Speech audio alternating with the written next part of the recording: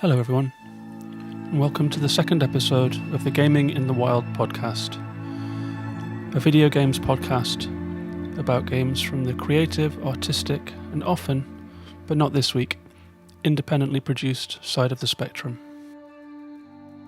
Today we're going to talk about a game that was first released in 2017. It was a PlayStation 4 release title and exclusive called Horizon Zero Dawn.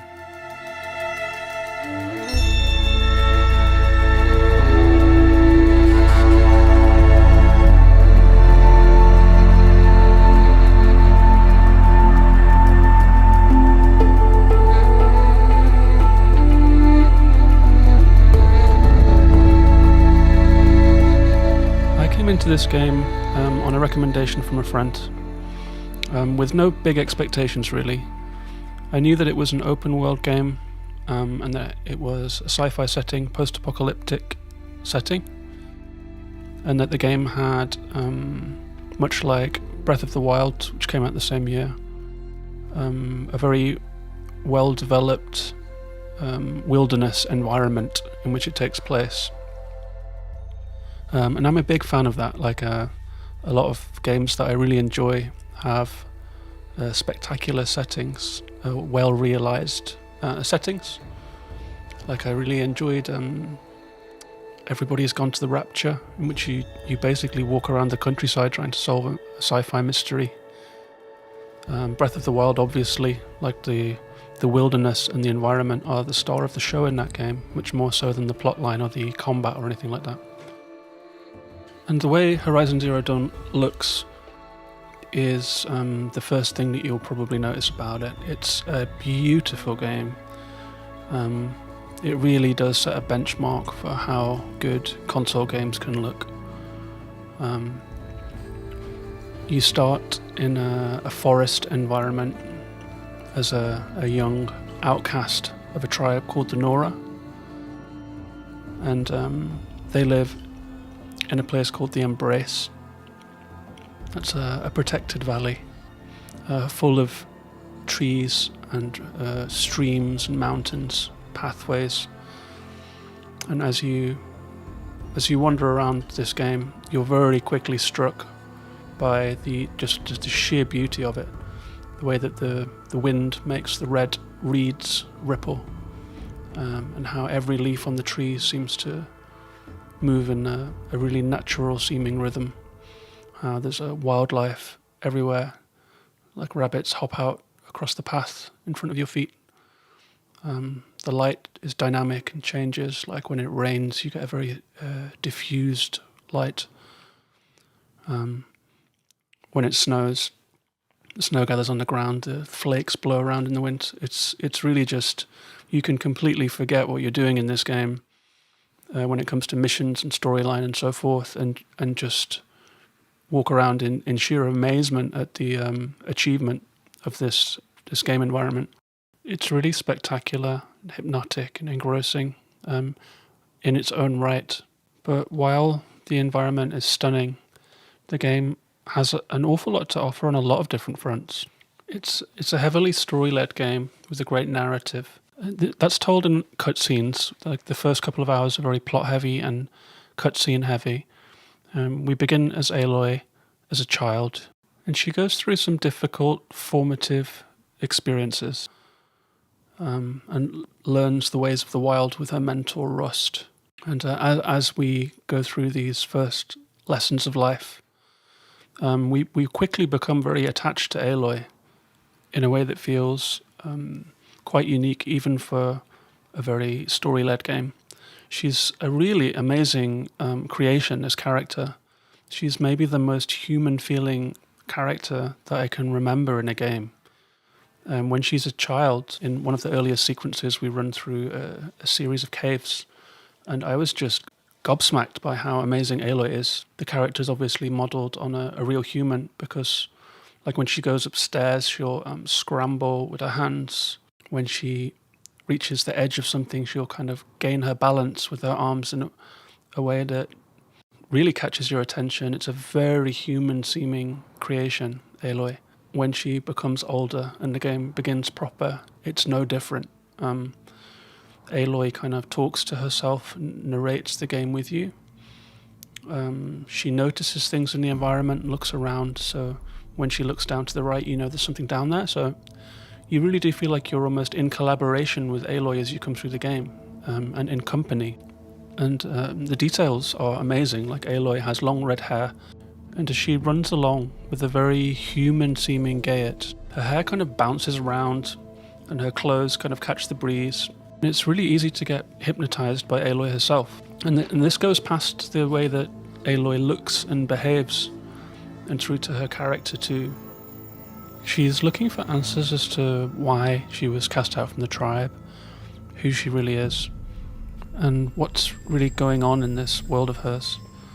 Because during all this talk of trees and rippling leaves and blowing hair, I may have forgotten to mention that this beautiful wilderness is also very dangerous, because for some reason it's completely infested with deadly robotic animals.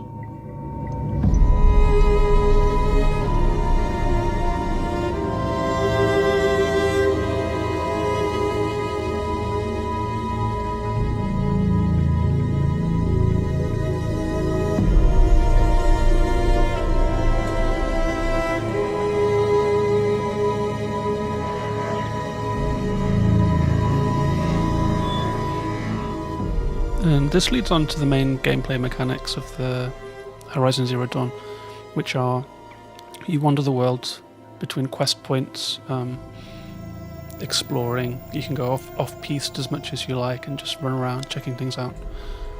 But you are on a journey of self-discovery and also discovery of the world around you. You're trying to untangle the mysteries of who you are, what happened to this world, and how those two things are interconnected.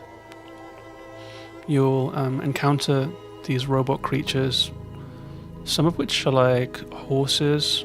They're kind of wiry, metallic, and they have lights for eyes, and some of them are like deer or gazelle. Some of them are bigger, like big cats.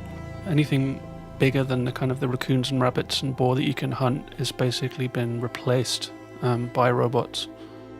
And they are aggressive when disturbed, so you'll spend a lot of time creeping around, crouching, trying to be quiet. You can take them out with your bow and arrow or your spear.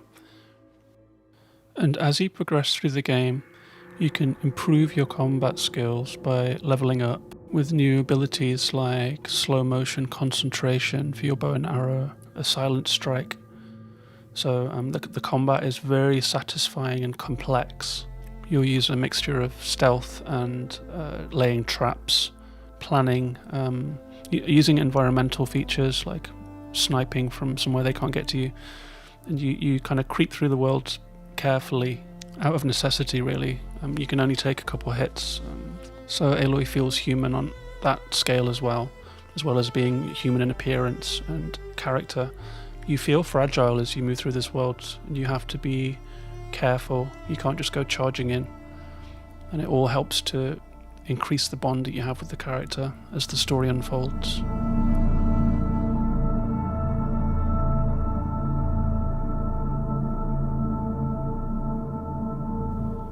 I haven't finished the game as I make this podcast. I think I'm about 60% of the way through it. I've had a few revelations, I've been exploring, and I've been really enjoying the world building in this game.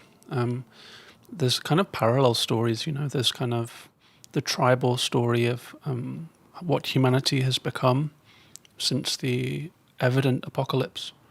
And then there's also the story of the ancient history of how it all came to be, what happened in the previous iteration of humanity, our time basically. And it's a very well-constructed world. Aloy has something called a focus. It's like a piece of lost technology that she finds in the opening sequence of the game. And she can scan the environment with it, finding bits and pieces of technology, scanning for robots so that she knows to avoid them or how to plan her attacks, or wildlife that she can then hunt. And it also allows her to access pieces of old technology that she'll find to pick up little memory capsules, bits of audio, bits of text that you can read, holograms that replay moments in history, and it all lends itself to a really cohesive and detailed world that really helps the story come to life.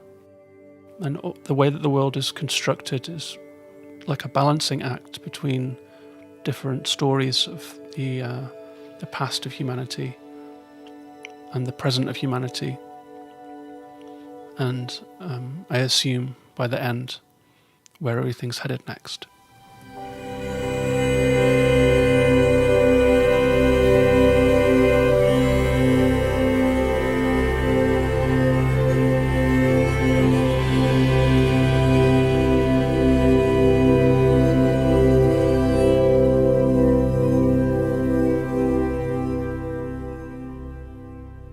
So that's Horizon Zero Dawn.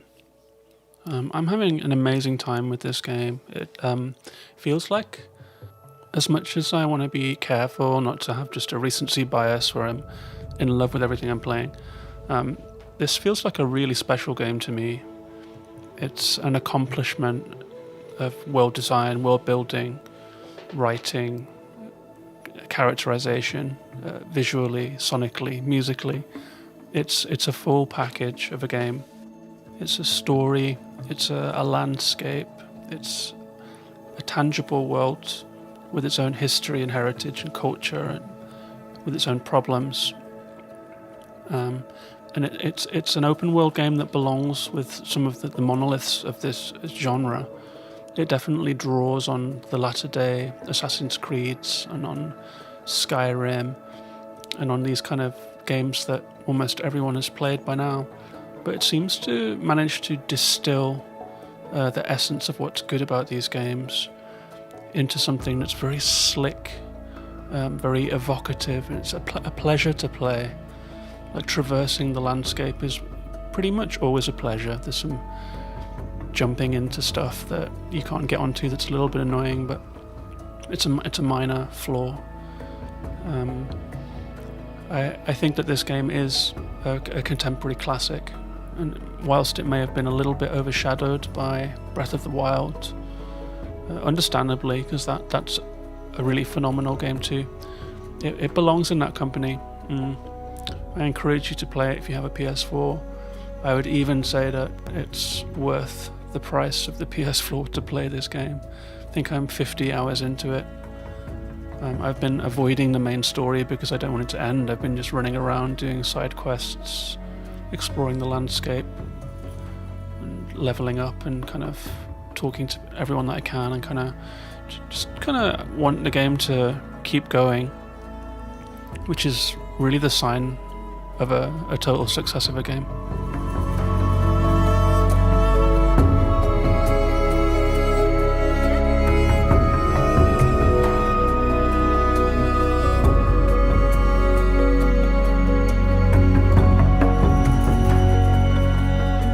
So I hope you enjoyed this episode. You can follow the show on Twitter at Gaming in the Wild. You can follow on Instagram. I have a gaming Instagram that's at John Reviews Switch, where I do tweet-length reviews of Switch games. The show is on most podcast providers now, I think. I'm still waiting for the Google Podcasts link to go live, but hopefully that will happen soon. We'll have another episode for you next week. Take care, and thanks for listening.